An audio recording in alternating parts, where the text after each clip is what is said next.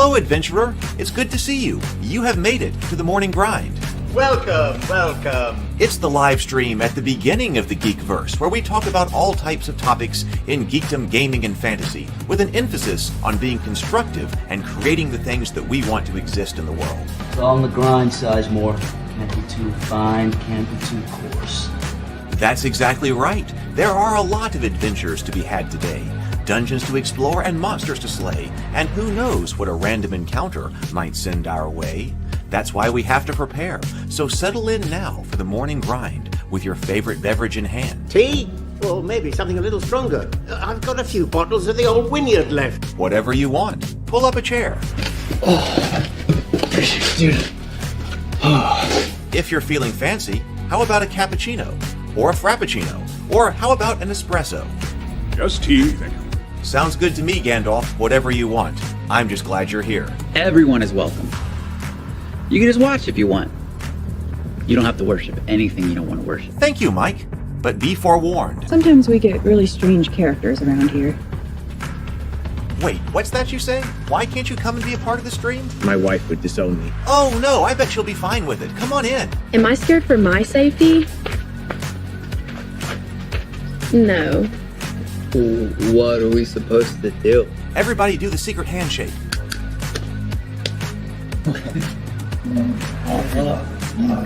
Secret cultist handshake.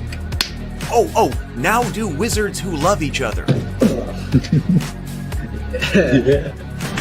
This, my friend, is a science. I still don't have gifts, but it's fine. It's all on the grind, son. Can't be too fine, can't be too coarse. Dude, this would be a sick place to bring the band. Indeed it would be, Dave. It really would.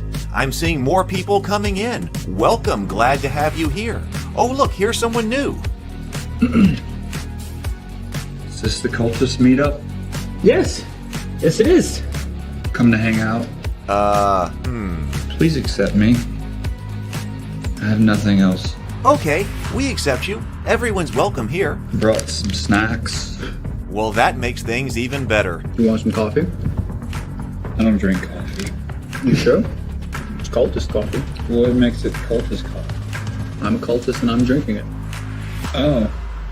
Then I'll have some. What exactly is going on here? I'm seeing more people coming in. Welcome, welcome. It's so great to have you. Oh, and look, here comes another stranger. Can we help you? Yes, fellow cultists. I could really use some food. Oh yeah? Welcome. We have donuts. Oh, it's me. I'm glad I'm here. I'm sure you have a few questions for me, though. What's your name? Who do you work for? What god do you worship? Great questions, Rob. I'm Steve King, and I worship Nyarlathotep. No, not really. I'm just Heath, and I won't be worshiping anything this morning. But I will be your host.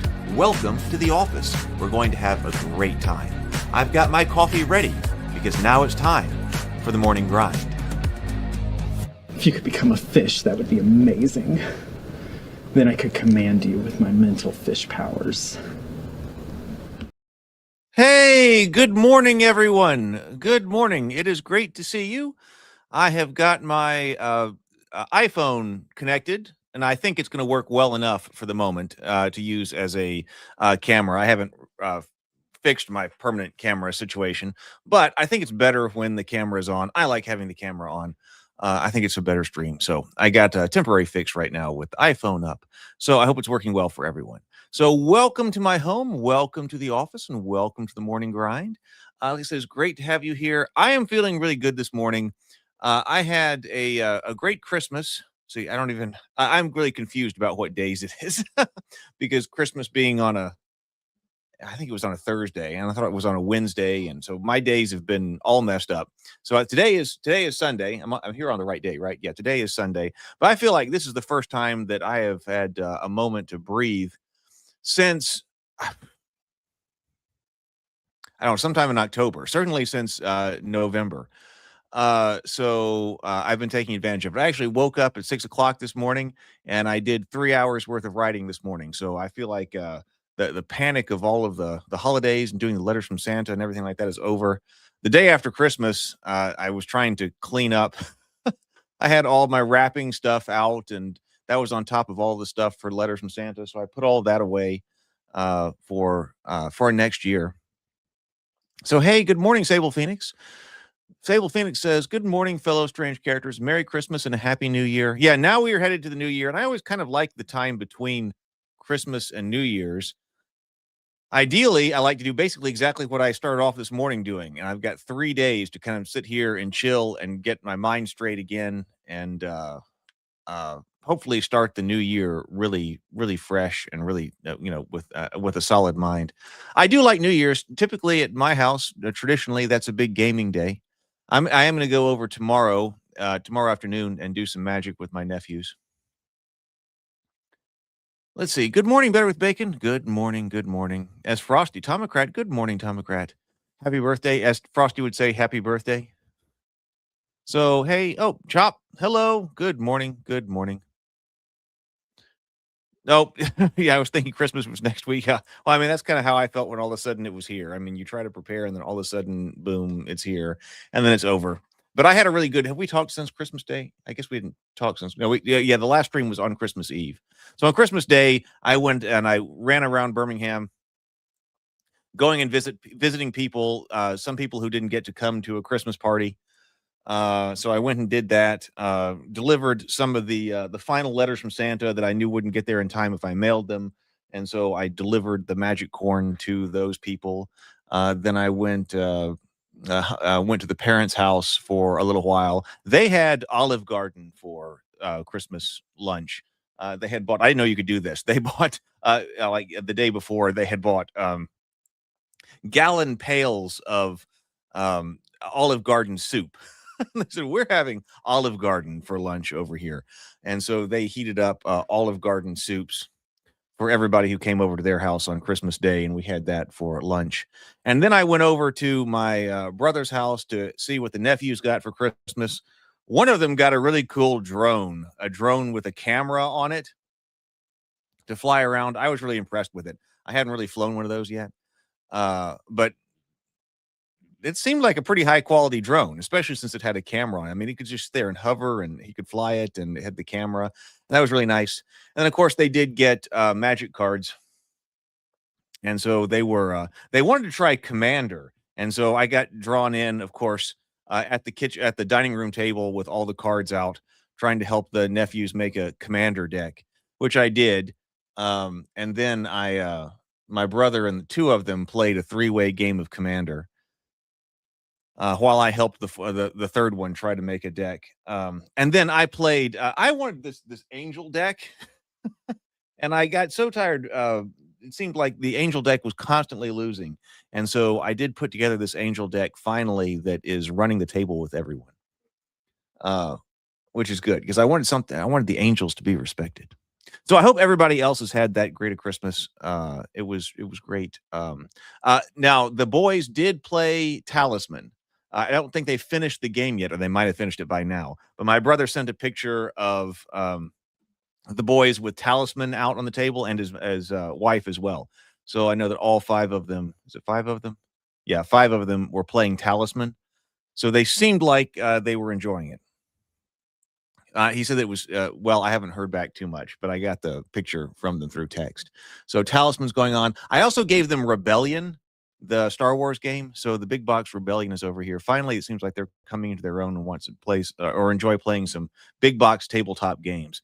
So I haven't played Rebellion either, but they have been learning how to play Talisman. And so we're going to play something over New Year's. So like I said, I woke up this morning. It seemed like it was a lot of fun. There was also one of them got, I had taken them to play with the model rockets, but of course you got to do the engines and everything like that. And one of them got, it was kind of like a foam model rocket. So it was real light. And that it actually, I think you must have to charge it. It runs off a battery or something. That you press it down and press a button, and then there's a propeller on the bottom that shoots it up into the air. So not nearly as fast as like an actual model rocket thing with an engine on it, but much more reusable and much more like kid friendly than that. Hey, good morning. Good morning. Good morning, Mike. Great to see everybody here. Okay, so I am, well, like I said, I'm going to try to have a real chill next the 72 hours, but also try to get work done, clean up the house. I tell my brother I have to clean up my house before I can make a magic deck because every single like flat surface at my house was taken up with either wrapping present stuff or letters from Santa stuff, or still my big table in here is still covered up with Kickstarter awards that still need to ship. Tomocrat says, I got the Kickstarter TMT at the Teenage Mutant Ninja Turtle books, 2 years to get, but nice Christmas present. Nice.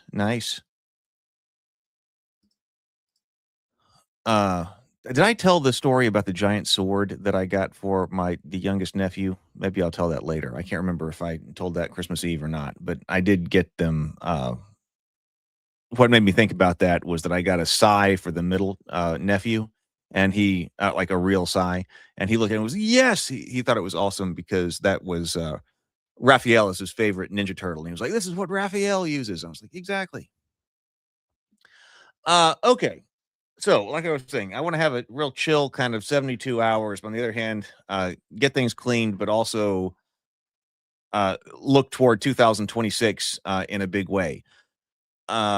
Which means, like, I really want it to be a big story writing year. I did quite a bit of writing last year, but now this year stuff has got to come out, and the writing has to be paired with RPGs, which I have messed up because we did the RPG material, which needs to go to layout for like what I'm calling the main timeline of the Tales of Rabavania.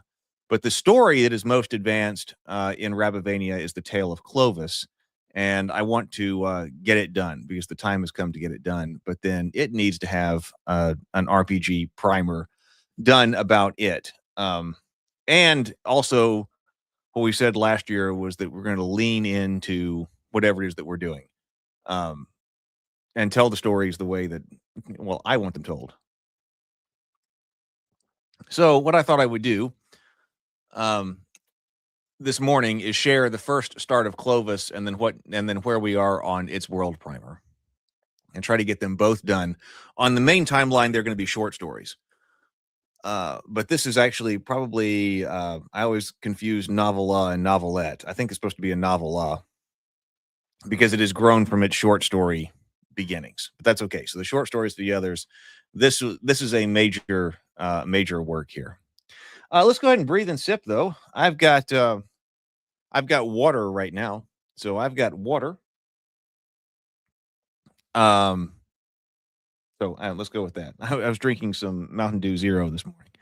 Also got to get eating under control again. So it's time to get back under control after what seems like maybe 3 or 4 months of complete chaos. All right, so let's breathe and sip. Let's take 2 deep breaths, deep inhales, complete exhales, and then take a sip of our favorite beverage. So here we go this morning. Let's sip.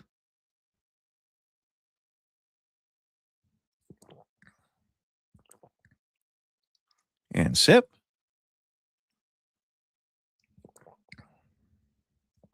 And breathe. Oh, wait, I did that backwards. Oh, well, I'm not going to do that. I won't be upset about that. I did do it backwards. Let's breathe.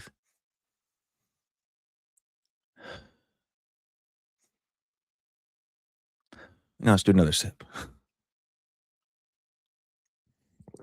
You would think I could get that right. Okay. Okay.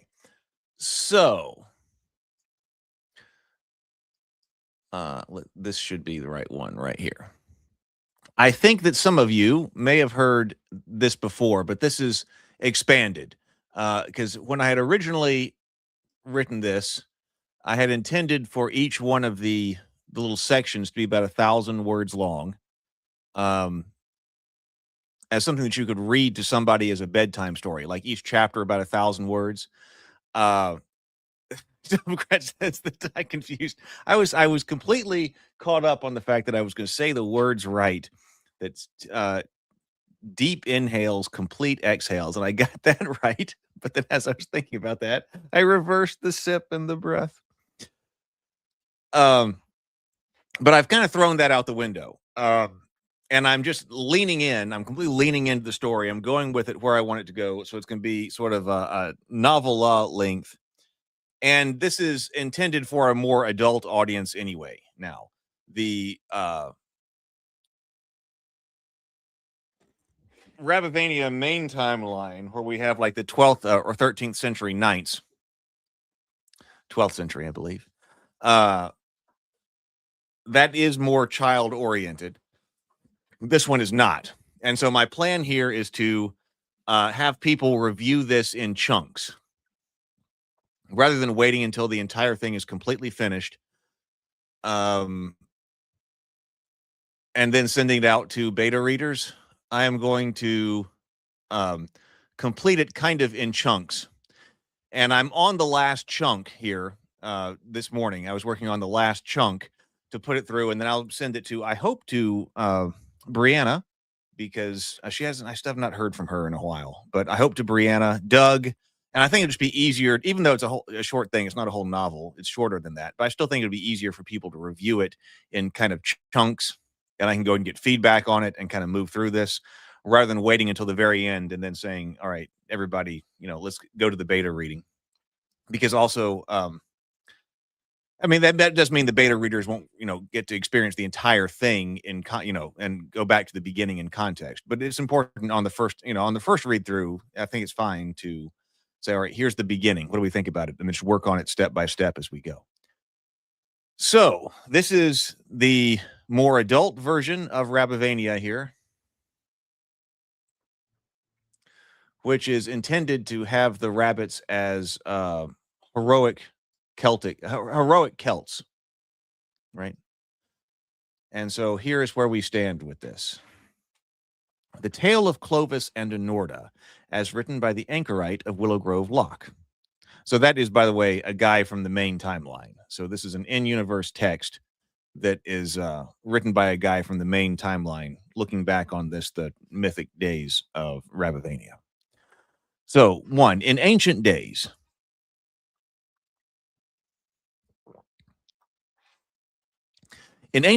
rabbits were but scared creatures who hardly dared to peek out of their burrows, even to forage for food.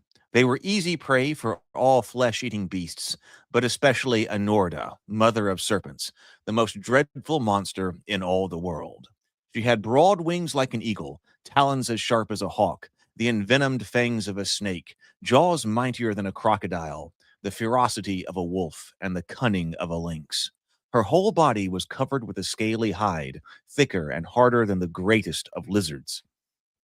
She dwelt in the churning ocean encircling the world, but she flew and swum where she would, devouring all that was good and pure, and the rabbits were afraid. Whenever the rabbits heard Anorda's roar or felt the rush of wind from her wings, they would cower deep within their burrows and tremble. But the rabbits were not without hope, for it was prophesied that a great hero would be born among them, Clovis, a rabbit like no other.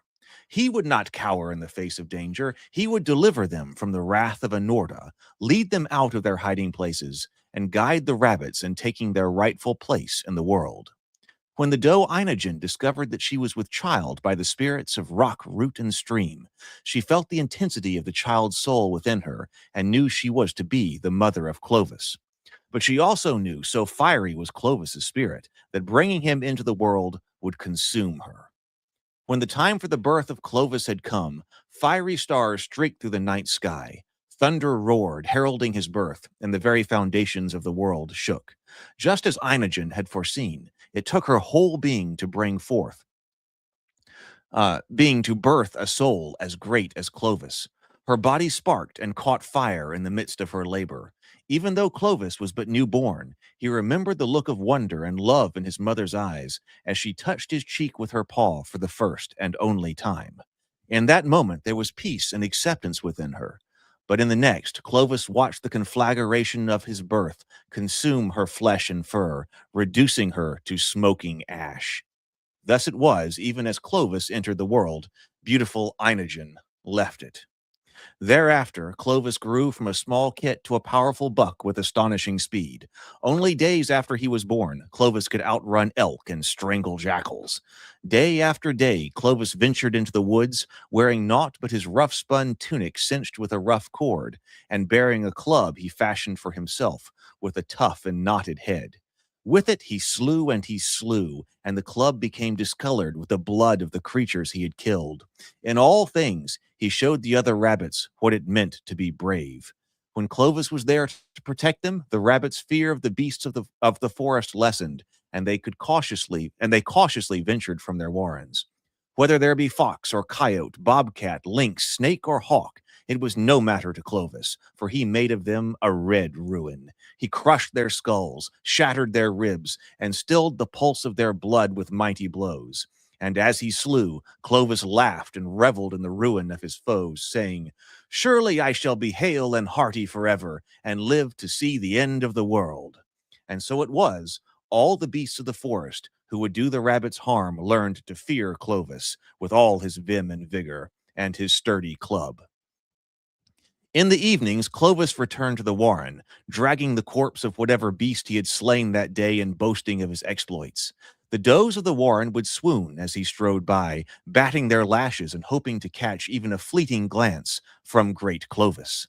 Sometimes he would stop and scratch them playfully beneath their chins, caress their cheeks, and fondle their long ears. But the pleasures of the does were of little moment to him, for Clovis was strong of body, hot of mood, and he had no mind for marriage. His joy was in fighting and in feats of arms. Beneath the moon and stars, Clovis would turn his club over in his paws, recalling his adventures and recounting the deaths of the creatures he had slain to the rabbits who would listen. And many did so every evening, but none listened more intently than the young kit Amadon, Clovis's nephew by his sister, the doe Brawn. Goliath, Amadon's younger brother, was often there as well, being enamored of both his older brother and his uncle. Clovis loved Amadon, not least because the boy bore an uncanny physical resemblance to him, from the proportions of his limbs to the coloration of his fur and eyes. Even Amadon's mannerisms were a reflection of Clovis's own, and Clovis took satisfaction in seeing himself reproduced in miniature, seemingly so exactly.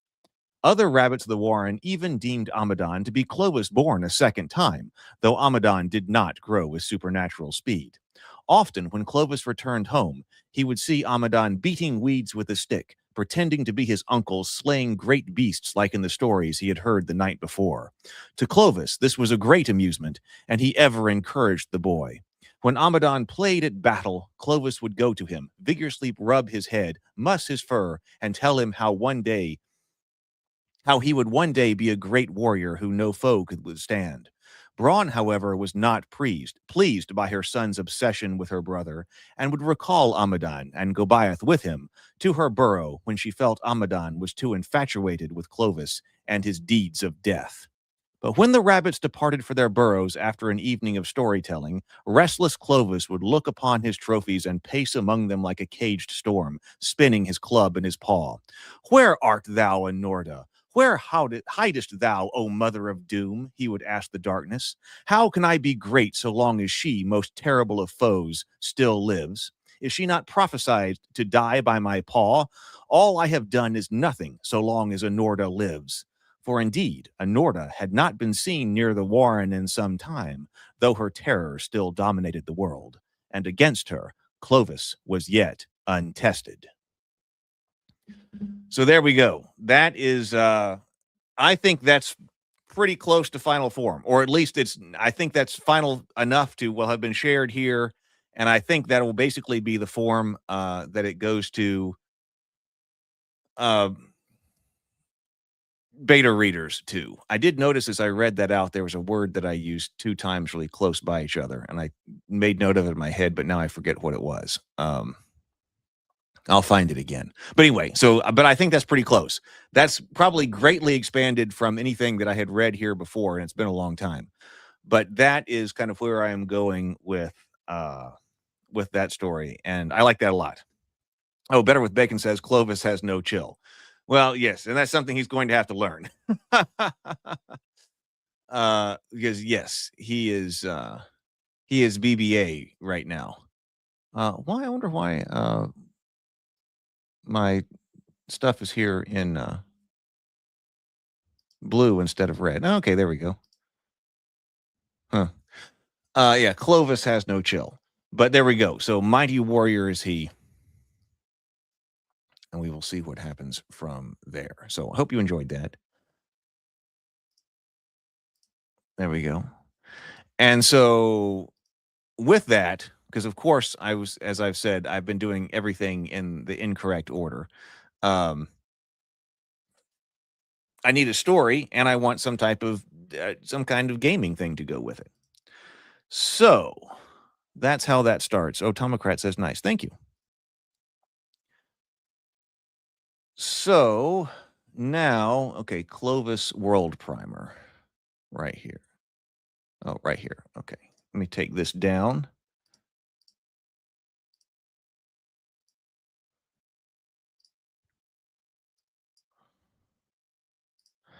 I did go and I tried to find all of anything RPG related that I had written for that.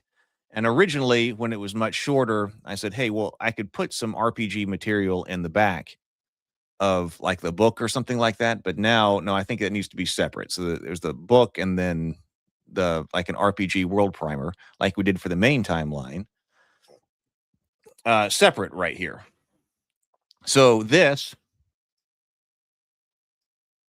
is kind of where we were. And again, we could do this with a couple of different systems.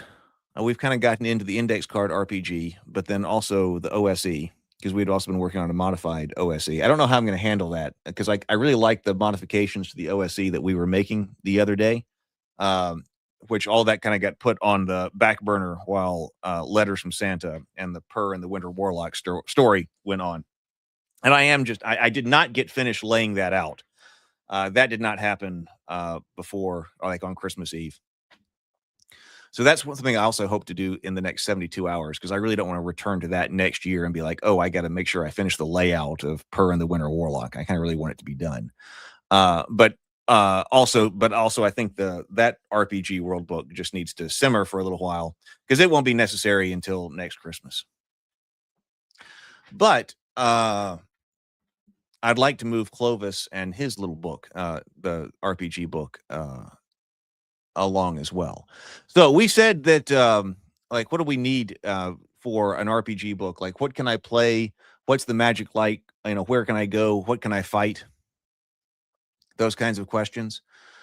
So I started, like, this is like adventure ideas. The world book has got to expand beyond Clovis a bit. I had several different stories that were written in sequence, which I had gotten to kind of an advanced point, but that was before we did so much, even talking to Cameron. Cameron did read the complete earlier draft of Clovis and sent me feedback. And so it's been expanded because of that. And I had actually gone much forward. He might have actually read some of the things that had gone forward. When I was still thinking about writing each chapter in terms of like 1,000 words and kind of moving it along, arguably too fast, in retrospect, too fast. But so all that to say, the world book needs to cover more than just the story of Clovis, because that's a story of Clovis and Anorda, because Clovis and Anorda is very much kind of an individual thing. This is Clovis's fight against Anorda. But after that, Clovis establishes the Warren free of Anorda's wrath. And then they start to live in kind of a Celtic society here where, okay, what could I play? Well, that needs to be, so we had OSO, and well, I didn't put anything in there unless it's about to pop up. I guess we did. Put some notes in here about the OSE bard. So this needs to be like the Celtic kind of bard. So I was throwing in here, I was like, okay, and I also went over to the Celtic AD&D book. Okay, bard, druid. We see some overlap between the main timeline and this timeline. Druid is in both. Well, see, bard is not in both, but this needs to be very much, I think, the Celtic style bard. And I think that we thought that kind of the OSE Bard as it existed kind of correctly represented that. If I recall. Is this the classic fantasy rules tome? I started to try to put some books up.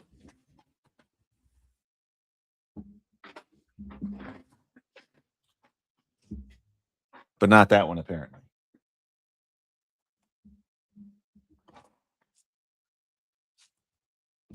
That's the classic rules tome, not the complete handbook. Although when I was looking at that, but I think that was the case. I think that we thought that the Bard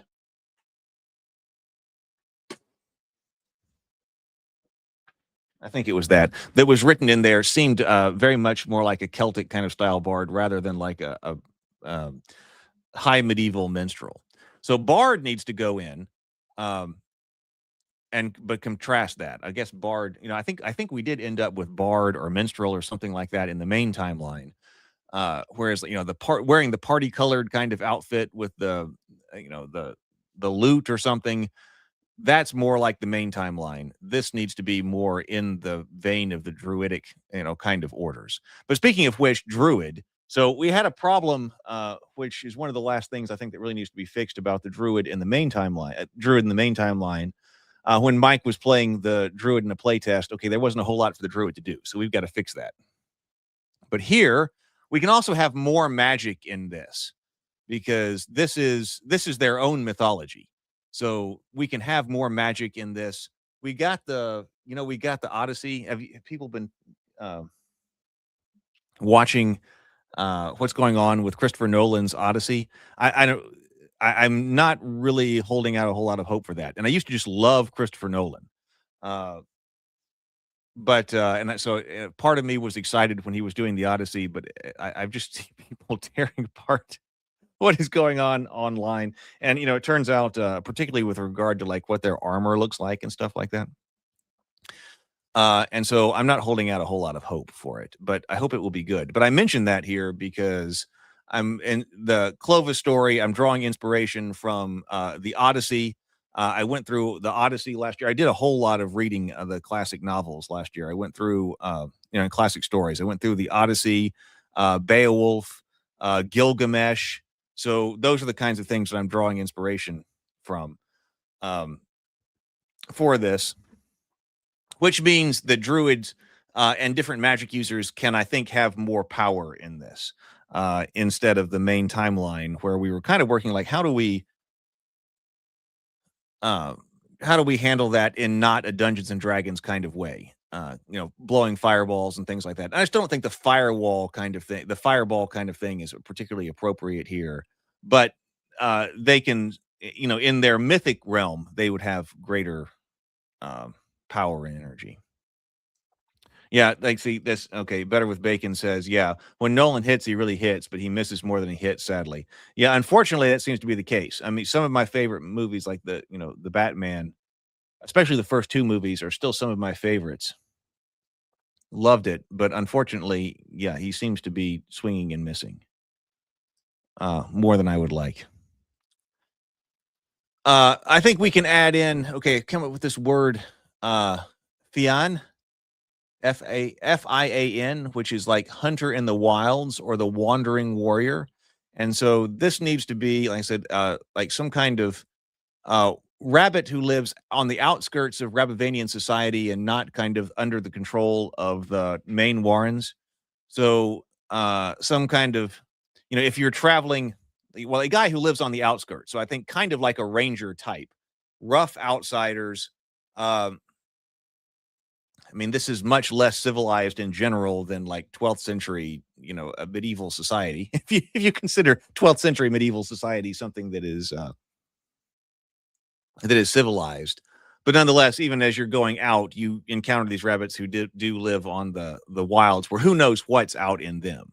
So I think some type of ranger kind of class, because originally we had just like 4 classes for each one, but at BGD's kind of encouragement with the main timeline, we did greatly expand the character classes available. I originally said, well, let's just do like 4 here that give you a taste of play or something like that. But we developed a number of character classes for the main timeline, which I think really helped it out. Whereas this one, and so this one had 4, but I was like, hey, maybe they should, maybe it should be expanded as well. So instead of just, I think I had Druid, Feared Rabbit, Thane, and Witch. But I was like, okay, let's go ahead and add in Bard. Let's go ahead and add in this Ranger type. The Feared Rabbit, so this needs to be like the fighter, the equivalent of the fighter. Every able-bodied adult rabbit in Rabbivania expected to serve in the Feared, the militia of the free rabbits assembled by an alderbuck to defend their warren. And so this is basically the equivalent of your D&D fighter. You can do anything with this one. Like you can in, D&D with, okay, all weapons available to you, all armor available to you, all of that. Where with also importantly without a lot of major restrictions, because over here, Thane, then he said he would train the 12 strongest and bravest rabbits among them to use the war gear for the defense of Cloven Call. These rabbits would be his Thanes. This is Clovis that's speaking right here. I guess I can make this explicit. Or it's talking about Clovis. This is later. Then Clovis said he would train the 12 strongest and bravest rabbits among them to use the war gear for their defense of Cloven Gall. The rabbits would be his Thanes, and together they would stand. These rabbits would be his Thanes, and together they would stand against Fearg and his horde when they came. So this is the equivalent of knight. We don't have knights because this is earlier and more pagan, but the knight equivalent at the time would be the Thane. So these are the elite, heavily armed and armored professional warriors of Rabbivania. So you get all of the gear. Again, probably they do use spears, so it's not like completely something where you don't use missile weapons. Like the knight frequently has that kind of restriction in D&D, because spear throwing seems to be such an important part of the Celtic, warriors. They don't shy away from spear throwing.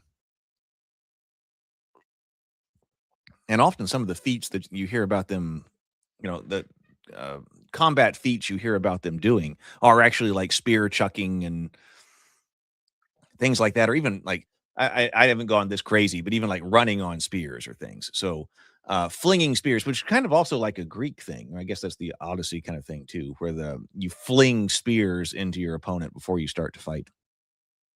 That goes here, but no bows or something like that. But then you also have the restrictions of honor and such, and then also where you're much more at the call of your lord. Although you also do get like hospitality when going from places to place. So whereas the Feared's rabbits are like the fighters, but not necessarily professional warriors, you've got a small class of professional warriors right here. And I think we did start to kind of what are some type of OSE ideas for the Thane, kind of based on knight. Did we say melee weapons? But like specifically, I don't think I thought about spears here. Spears, melee weapons, and spears. And then also, I think we had some ICRPG ideas as well. Oh yeah, and so where I started to come in here was I started to use the AD&D book because it covers spear techniques. The AD&D Celtic book, and I was like, those things sound a lot like, especially for the index card RPG, special techniques that you're going to pick up as you go. When the equivalent of leveling up. So and it had a bunch of different heroic spear feats. And so I kind of made note of those, like what seems to make sense. Like this is the Del Chils. The Del Chils is a spear throwing technique.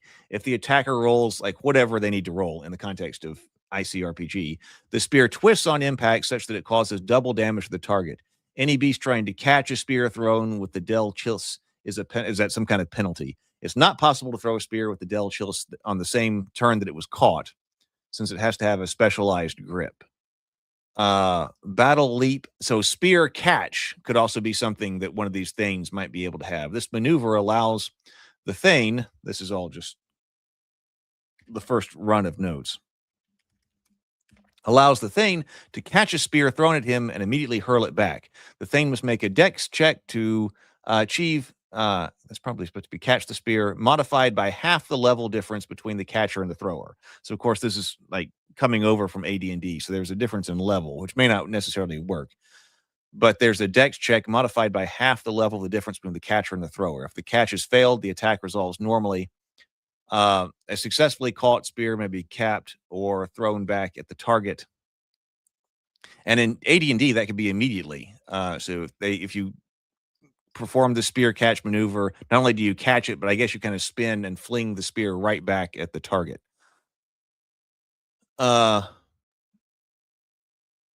Hewing stroke. We may have had something like this. Basically, this in something else.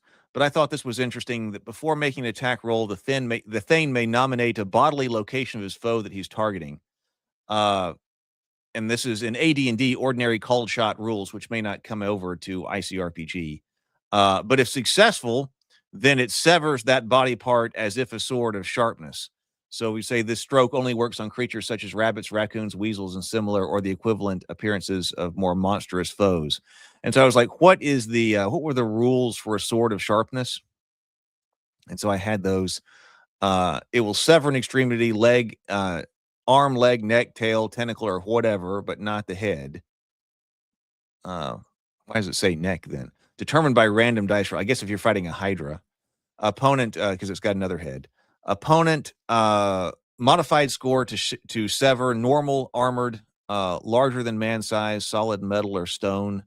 You've got to achieve some type of additional, modification to save a sever. I think that's kind of neat because ordinarily we don't have stuff about individual body parts, but it does seem appropriate for the level of heroism that, yes, sometimes the heroes deliver greatly debilitating strokes upon people.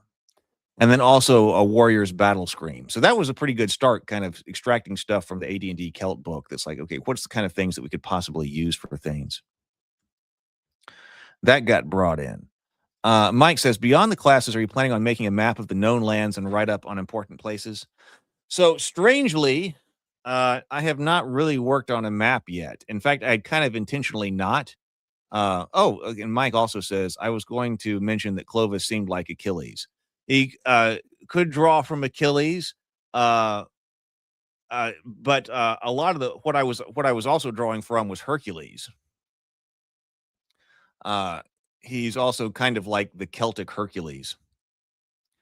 But I have not done the map yet because, I mean, I could have started with that, and you would think from my background that I would let's start with a map.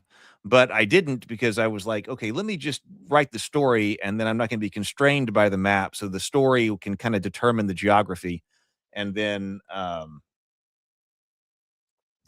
map out from there and add other things so that go forward. Certainly, I think in the 12th century Rabivania, I'm going to be getting to the point kind of shortly where I'm going to have some kind of map for that RPG.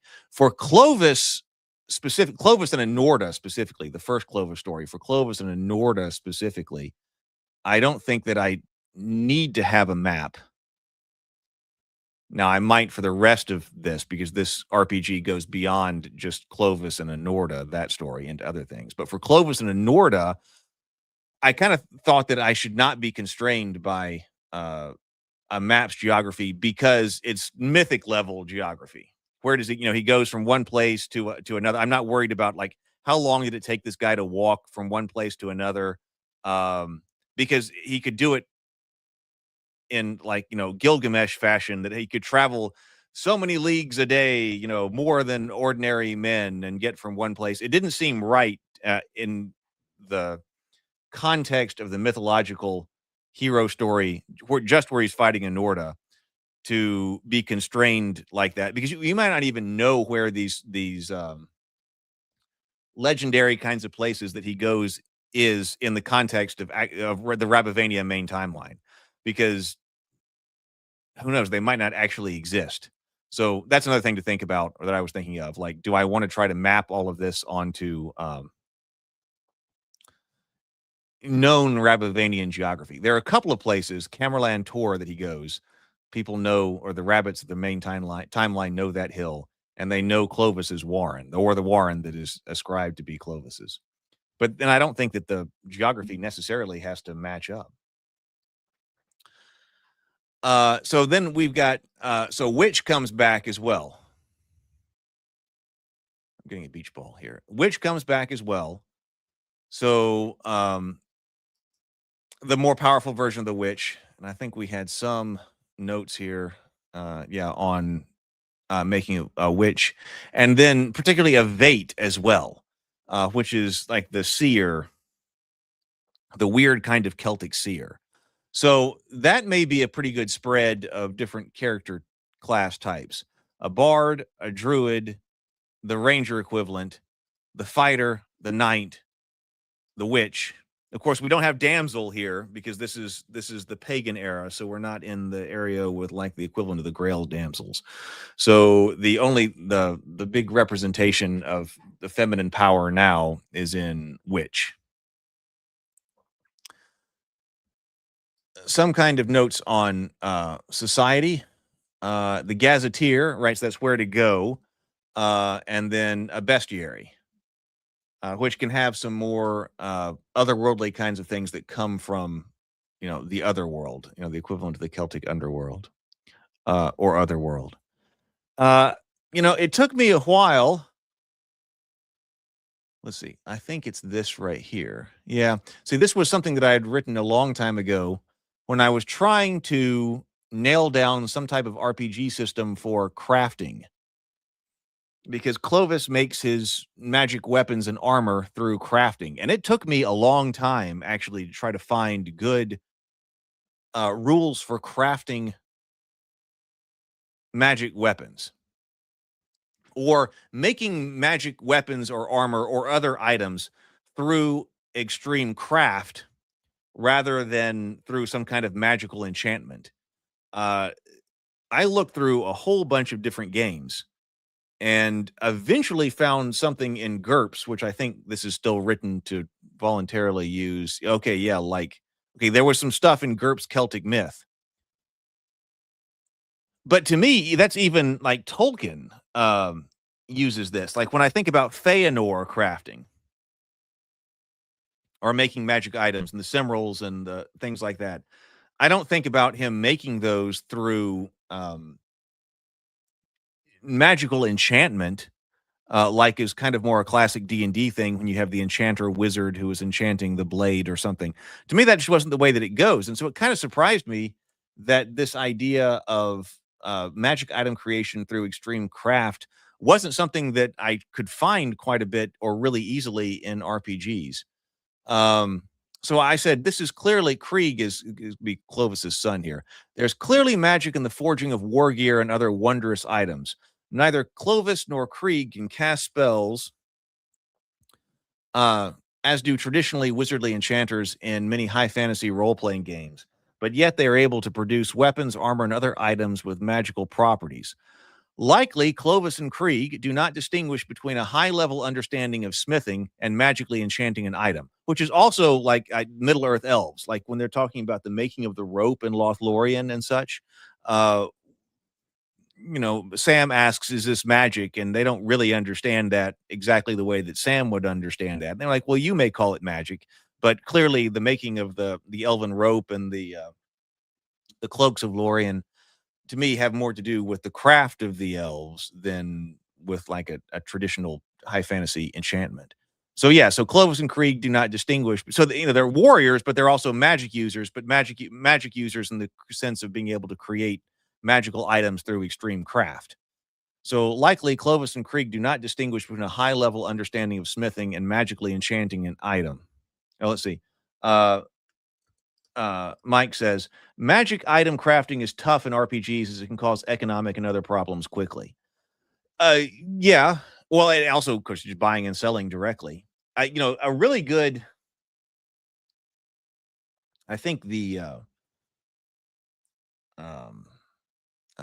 Angry GM tried to come up with a crafting kind of system where you could, find the different aspects of, different things you need to craft, like, parts of a monster or this or things like that.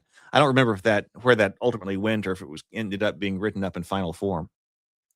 But yeah, but in throughout this, and as we go into Clovis later, I mean, so I'll share more of the story as we go along and make the RPG.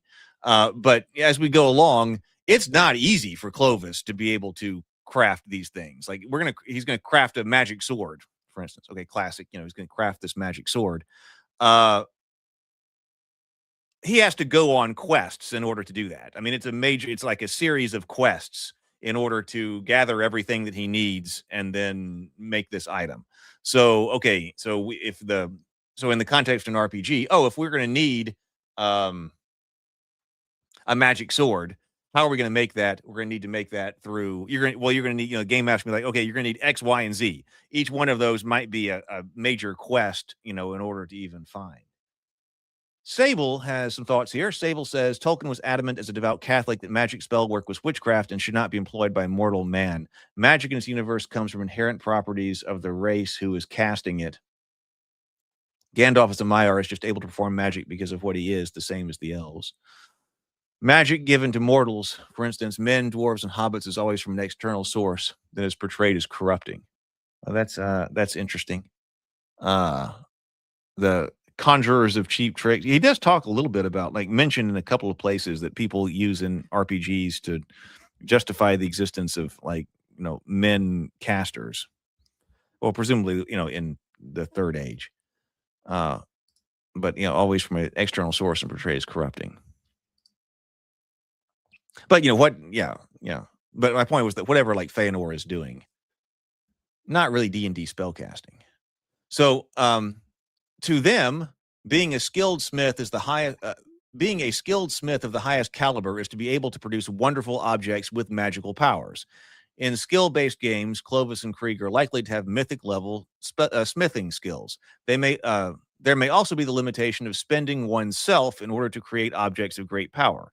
Even Clovis notes that he cannot forge weapons like Datharan and melt Gwaigwafon a second time, as he states, "Their making was in the moment, and within them is so much of myself. I cannot make weapons of their kind again." And that is also kind of a call to Feanor and the Cymrals. Like, well, can't you just make that again? And he's like, no, even I can't make that again. They were made in the moment. And then also, you may have noticed also when talking about Clovis there was a call. I believe I used a phrase that's used for Boromir in there about his love of weapons. So I recalled Boromir there too. So Clovis's forge was lit from the world fire itself, and it's likely that its magical properties contribute to the forging of wondrous items. Do you have a forge that's lit by this magic fire? Well, that's probably also contributes to the making of the items. Clovis saw to it that the forges of his apprentices were lit with coals from his forge when they became smiths in their own right and established their smithies at the reconquered warrens. This is a tradition Rabavanian smiths have kept, lighting a newly made smith's forge from the coals of his masters. In this way, some smiths claim that their forge is lit with an unbroken line of coals all the way back to that of Clovis's. Insofar as it is true that the magical properties of the forge the fire of the forge is a significant factor in the ability to make wondrous items, there would be a natural decay throughout time in the presence of that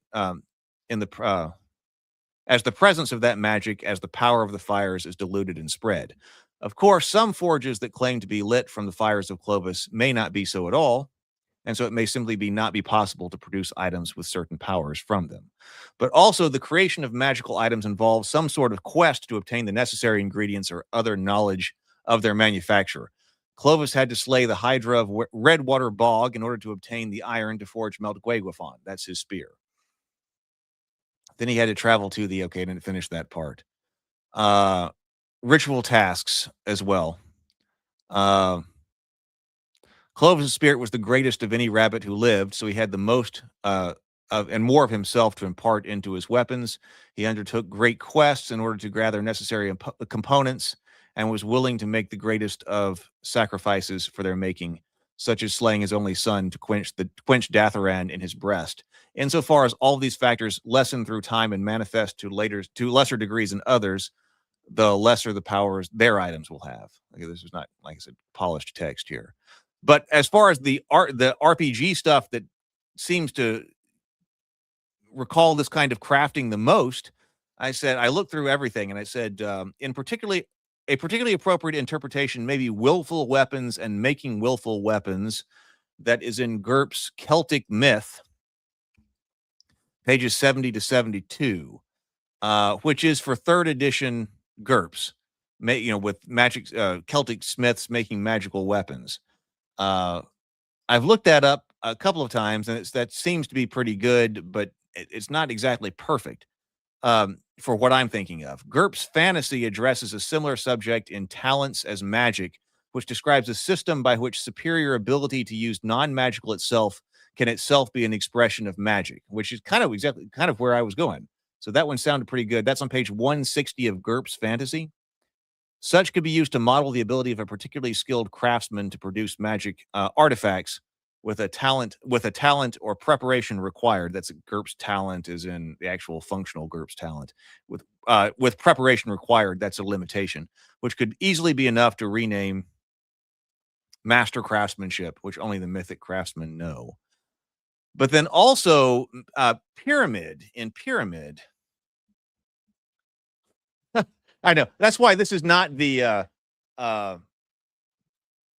children. This is not there should be stories in Rabavania set for people of all ages. And of course, the Good Night Sword is obviously the youngest one. So we got Good Night Sword. I think it would be fun to do a Rabavania alphabet as well to kind of mirror Cthulhu's alphabet.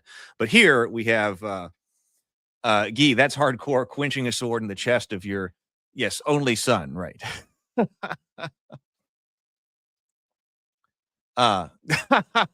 Better with Bacon says, is it really Clovis who has no chill, or is it Heath who does not have the chill? Well, I don't know. I guess that's going to be up to you to decide.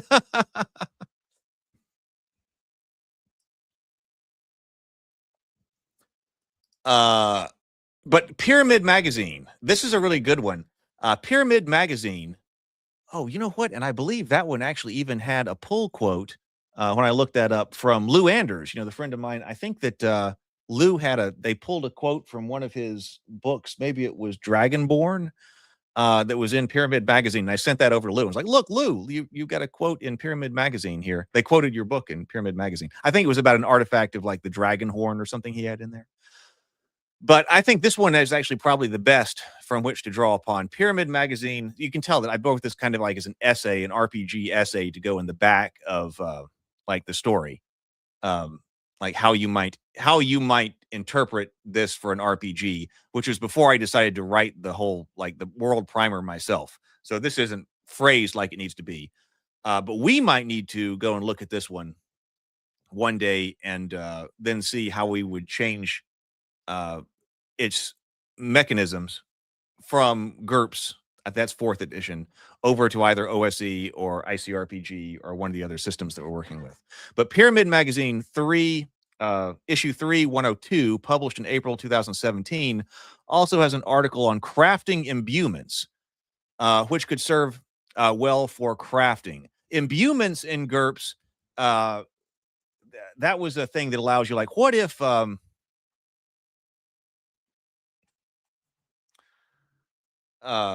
like you've got a paladin who can pick up any sword and cause it to, light on fire, or pick up any sword and cause it to deal frost damage or something. That is an imbuements within GURPS.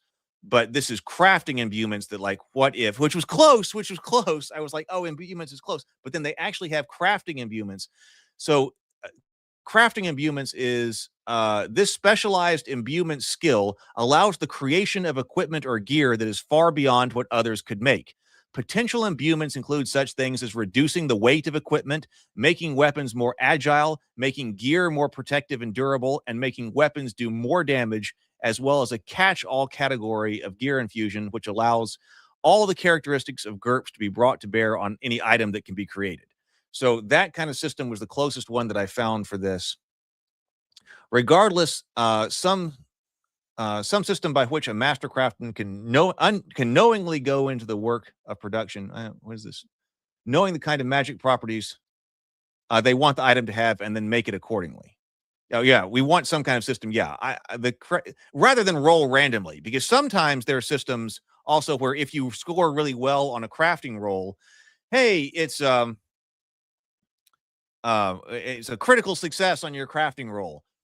You accidentally hit upon a magical property. Roll for a magical property. That wasn't quite right either, because a smith like Clovis or Krieg need to be able to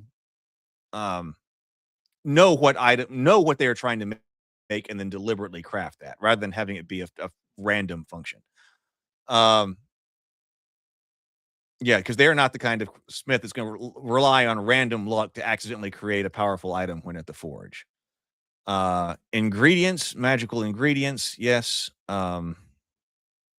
Okay, so that's basically what I had there. So I think that we need to look at, because the magic, rather than flinging fireballs and things like that, needs to be ritual magic, but it can be powerful, and it also has to do with crafting.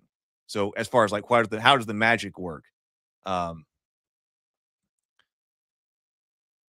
We can have that.